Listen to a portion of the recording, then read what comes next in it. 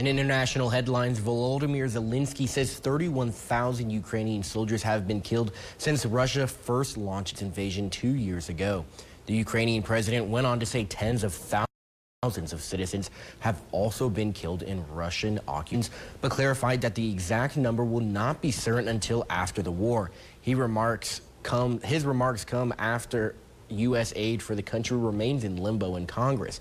National Security Advisor Jake Sullivan was on CNN today, voicing optimism that lawmakers will pass aid for Ukraine, but only if House Speaker Mike Johnson stood up for a vote. If he does, it will pass. We'll get Ukraine what it needs for Ukraine to succeed. If he doesn't, then we will not be able to give Ukraine the tools required for it to stand up to Russia, and Putin will be the major beneficiary of that. The Senate advanced a package earlier this month that would have delivered about $60 billion to Ukraine, but the House broke for a 2-week recess without bringing up the proposal.